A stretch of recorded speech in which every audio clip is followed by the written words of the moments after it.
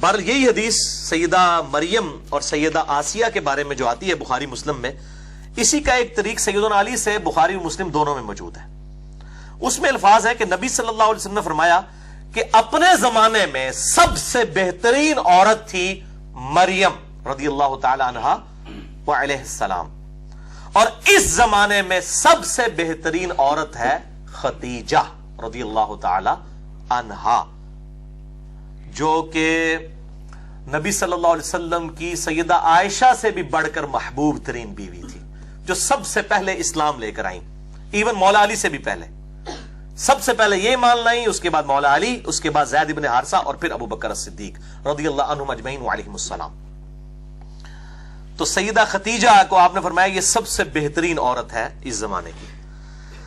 اللہ اکبر۔ بلکہ اسی کانٹیکسٹ میں بخاری اور مسلم میں ایک اور حدیث ہے، مشکات میں آپ کو ازواج مطہرات والے چیپٹر میں یہ حدیث بھی مل جائے گی کہ اما عائشہ رضی اللہ تعالیٰ عنہ خود کہتی ہیں مجھے سب سے زیادہ جس عورت پہ رشک ہے وہ خدیجہ ہے، سیدہ فاطمہ کی ماں اور حضور کی بیوی، محبوب ترین۔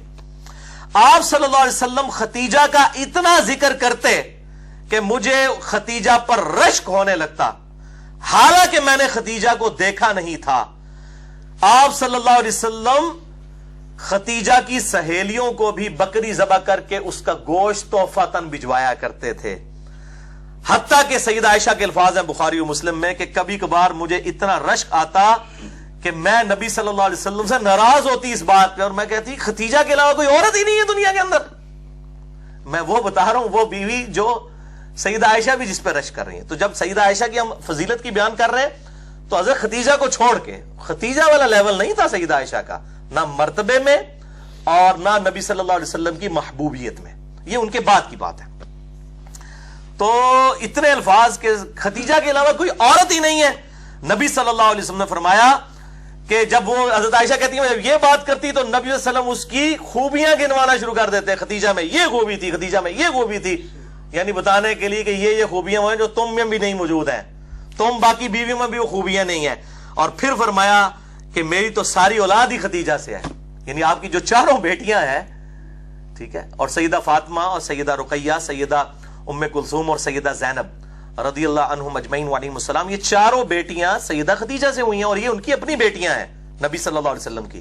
یہ جو مشہور کیا نا، یہ پچھلے خاوند تھے اور عجیب و غریب وہ بتا رہے ہوتے ہیں صاحب کتاب، اس دنیا میں سب سے بڑا رافضی جو ابو بکر عمر کو نعوذ باللہ من ذالک اعلانیہ طور پر منافق کہتا ہے، یاسر الحبیب، عرب میں اس کے پائے کا کوئی رافضی نہیں ہے۔ میں شیعہ کی بات نہیں کر رہا، رافضی، اس کو خود شیعہ نے اور ایران نے نکال دیا تھا اور اس کو گمراہ ڈکلیئر کیا ہوا ہے۔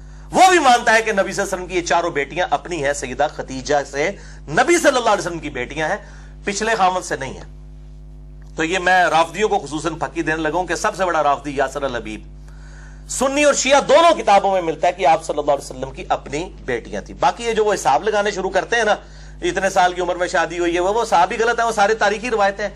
کوئی صحیح سند سے ثابت نہیں ہے کہ نبی صلی اللہ علیہ وسلم کے عقد میں سیدہ خدیجہ جب آئی تو ان کی عمر 40 سال تھی، کوئی صحیح سند سے ثابت نہیں ہے۔ اور نہ یہ صحیح سند سے ثابت ہے کہ آپ صلی اللہ علیہ وسلم کی ہجرت کے بعد یہ بیٹیاں پیدا ہوئیں، یہ اپنی ٹائمنگ پہ ہی پیدا ہوئیں اور الحمدللہ ہجرت کے وقت یہ بالغہ تھی۔ تو یہ میں نے ضمناً مسئلہ عرض کر دیا۔ تو سیدہ خدیجہ رضی اللہ تعالیٰ عنہا اتنی محبوب تھیں کہ 24 سال تک آپ صلی اللہ علیہ وسلم کے عقد میں رہی ہیں، 24 سال تک،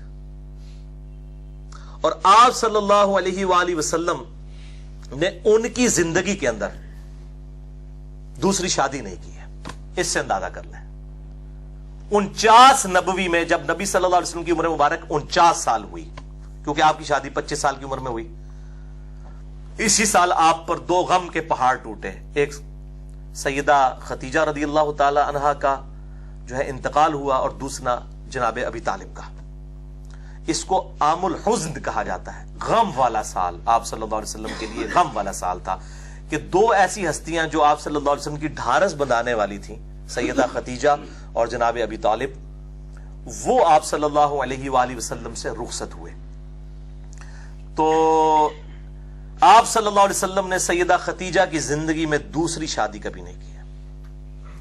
یہ آپ صلی اللہ علیہ وسلم کی ایک خاص ایفیلیشن تھی اپنی اس بیوی کے ساتھ، ورنہ اس زمانے میں کتنی آفرز تھیں، لیکن آپ صلی اللہ علیہ وسلم اس معاملے میں یعنی اتنی زیادہ محبت فرماتے تھے کہ کسی اور عورت کے ساتھ سیدہ خدیجہ کو آپ نے شیئر نہیں کیا.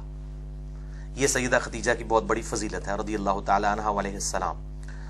حتیٰ کہ غزوہ بدر کے موقع پر جب آپ صلی اللہ علیہ وسلم کی بیٹی سیدہ زینب، جن کے جو شوہر تھے ابو العاص ابن ربیعہ، جو اس وقت تک مسلمان نہیں ہوئے تھے، بعد میں مسلمان ہوئے، اس وقت تک اجازت تھی کہ غیر مسلم کے ساتھ بھی رشتہ ہو سکتا تھا. تو یہ خاوند تھے، سیدہ زینب کے خاوند جو ہے وہ قید ہو کر غزوہ بدر میں کافروں کی طرف سے لڑتے ہوئے قیدی بنا کر لائے گئے. اب فدیے سے چھڑانے کے لیے ظاہر کچھ رقم ادا کر رہی تھی تو سب لوگ رقم دے رہے تھے. تو اب سیدہ زینب کے وہ چونکہ ہسبینڈ تھے تو انہوں نے اپنے خاوند کا فدیہ دینے کے لیے اپنا وہ ہار دیا جو سیدہ خدیجہ نے اپنی بیٹی کو پہنایا تھا، سیدہ زینب کو.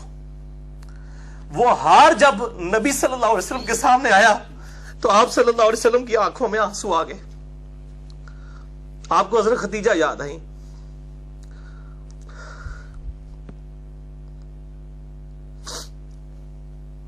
آپ صلی اللہ علیہ وسلم نے اپنے اصحاب سے کہا کہ اگر تم مجھے اجازت دو تو میں یہ ہار اپنی بیٹی زینب کو واپس کر دوں، یہ میری بیوی کی نشانی ہے اس کے پاس.